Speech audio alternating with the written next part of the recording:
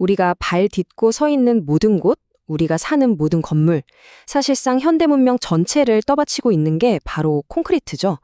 그런데 만약에 이 문명의 기반 자체가 사실은 우리 지구를 병들게 하는 가장 큰 원인 중 하나라면 어떨까요? 정말 거대한 역설이죠. 자, 오늘 이 시간에는 바로 이 콘크리트의 역설을 해결할 아주 혁신적인 소재, 휘러지는 콘크리트에 대해 한번 깊이 파고 들어보겠습니다.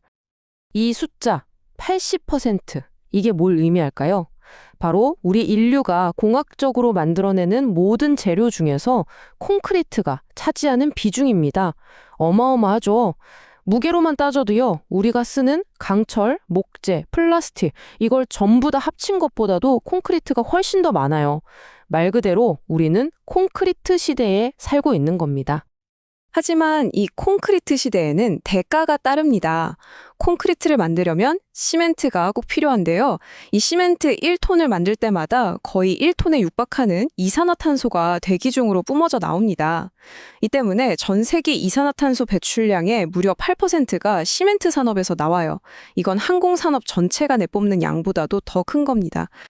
환경 비용이 다가 아닙니다. 경제적인 비용도 엄청나죠. 콘크리트라는 게 본질적으로 시간이 지나면 균열이 가고 부서지기 마련이잖아요. 그래서 아시아 제형에서만 낡은 인프라를 수리하고 유지보수하는 데 들어가는 돈이 연간 2조 달러, 우리 돈으로 2,500조 원이 넘습니다. 이건 단순히 돈 문제로 끝나지 않아요. 끊임없는 보수공사 때문에 자원은 계속 낭비되고 2차 오염은 계속 발생하는 악순환이 반복되는 거죠. 자, 그럼 이 거대한 문제를 어떻게 해결해야 할까요? 그냥 더 튼튼한 콘크리트를 만드는 것만으로는 부족합니다. 이제는 초기 건설 비용이라는 아주 단기적인 관점에서 벗어나야 해요. 구조물이 만들어지고 사라지는 전생애를 아우르는 완전히 새로운 패러다임이 필요한 시점입니다. 네, 지금까지 우리는 건물을 짓거나 다리를 놓을 때 드는 초기 비용이라는 아주 좁은 렌즈로만 세상을 봐왔습니다. 이제는 그 렌즈를 바꿔야 합니다.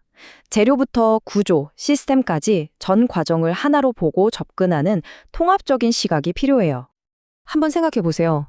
기존 방식에서는 재료를 연구하는 사람, 구조를 설계하는 사람, 나중에 그걸 유지 관리하는 사람이 전부 따로 일했습니다.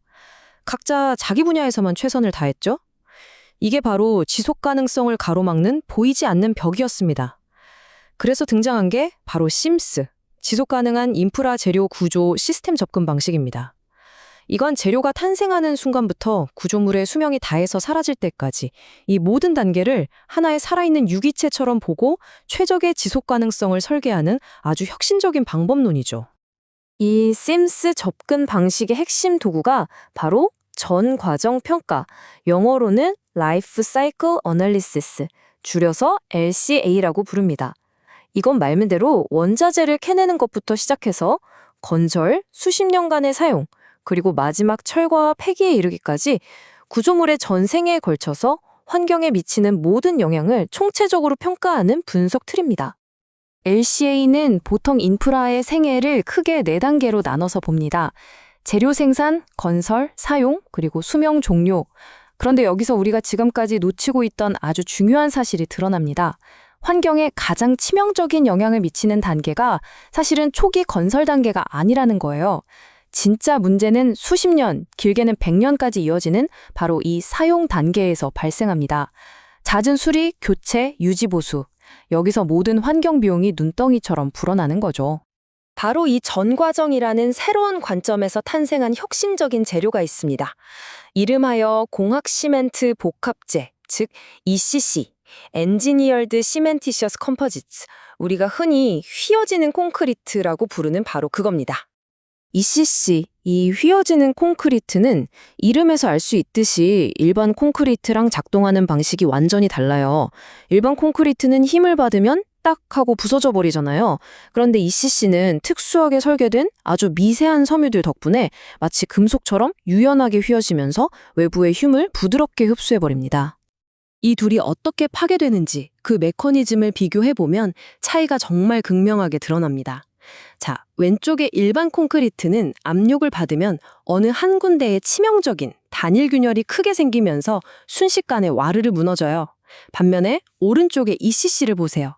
힘을 받으면 마치 거미줄처럼 수백, 수천 개의 미세균열로 힘을 쫙 분산시킵니다.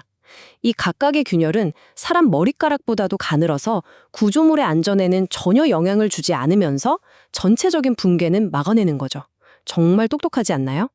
기존의 방식은 콘크리트 속 철근에 녹이 쓰는 것, 즉 부식이 시작되는 걸 어떻게든 늦춰보려고 하는 데에 초점을 맞췄어요.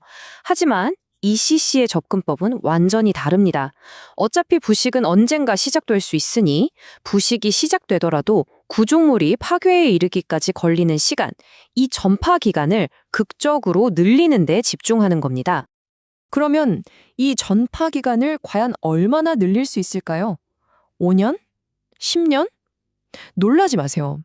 연구 결과에 따르면 ECC는 철근 부식이 시작된 후에도 구조물이 안전하게 버틸 수 있는 시간을 무려 60년까지 연장시킬 수 있다고 합니다.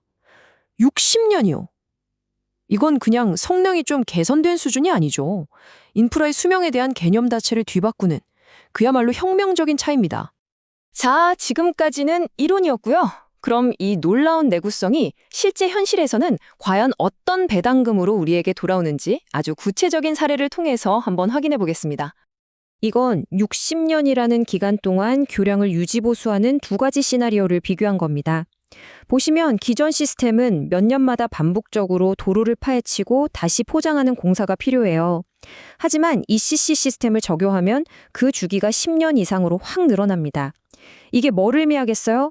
우리 모두가 겪는 그 지긋지긋한 도로 공사와 교통체증이 획기적으로 줄어든다는 뜻입니다. 자, 그렇다면 이렇게 향상된 내구성이 교량의 전생에, 즉 전 과정에 걸쳐서 환경에는 구체적으로 어떤 영향을 미칠까요? 결과는 정말 놀랍습니다. ECC 시스템은 교량의 전생애에 걸쳐서 총에너지 소비량을 무려 40% 가까이 절감했습니다. 이 절감량은 단순히 초기 자재를 아껴서 나온 게 아니에요.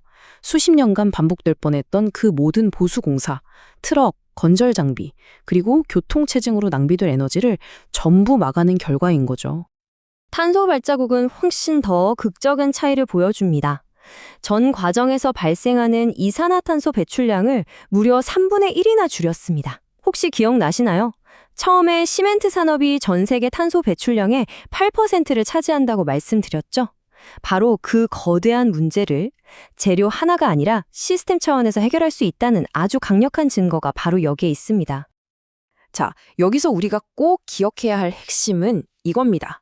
인프라가 환경에 미치는 진짜 영향은 초기 건설 단계가 아니라 수십 년간 이어지는 길고 긴 사용 단계에서 결정된다는 사실. 그렇기 때문에 내구성을 높이는 것이야말로 지속 가능성을 높이는 가장 확실하고 효과적인 열쇠라는 겁니다. 그런데 여기서 이런 반론이 나올 수 있습니다. 아니, 잠깐만요. ECC 자체를 만드는 데는 에너지가 더 많이 드는 거 아니에요? 아주 좋은 질문입니다. 이제 연구의 다음 단계로 한번 넘어가 보죠. 네, 아주 예리한 지적이세요. 맞습니다. 솔직히 말해서 ECC의 초기 생산 과정, 특히 고성능 섬유 같은 걸 만드는 데는 일반 콘크리트보다 더 많은 에너지가 들어가는 게 사실입니다. 이것이 바로 ECC 연구의 다음 과제, 즉 지속 가능성의 고리를 완벽하게 완성하는 과제였습니다. 그 해결책은 정말 기발합니다. 바로 재료의 재창조에 있었어요. 연구자들은 에너지 소모가 큰 시멘트, 모래, 합성 섬유 같은 기존 재료들을 다른 걸로 대체하기 시작했습니다. 뭘로 바꿨냐고요? 화력발전소에서 나오는 산업 폐기물인 플라이애시나 주물 공장에서 나오는 폐기물, 심지어 재활용 섬유 같은 것들로요. 한마디로 버려지는 것들로 미래를 짓는 셈이죠. 이렇게 되니까 완벽한 선순환 구조가 만들어집니다. 첫째, 골칫거리였던 산업 폐기물을 아주 유용한 자원으로 재활용하게 되고요. 둘째, 시멘트 사용량을 대폭 줄여서 생산 단계의 탄소 발자국을 극적으로 낮춥니다. 그리고 가장 중요한 건 이 모든 걸 ECC의 그 놀라운 성능은 그대로 유지하면서 달성한다는 점입니다. 미국 국립공학학회가 강조했듯이 이제 우리의 과제는 단순히 더 강하고 더 높은 구조물을 만드는 것을 넘어섭니다. 우리는 환경과 에너지, 그리고 우리 다음 세대를 설계의 가장 중심에 둬야만 합니다. 오늘 우리가 함께 살펴본 이 휘어지는 콘크리트는 바로 그 지속 가능한 미래를 여는 아주 중요한 열쇠가 될 것이라고 확신합니다.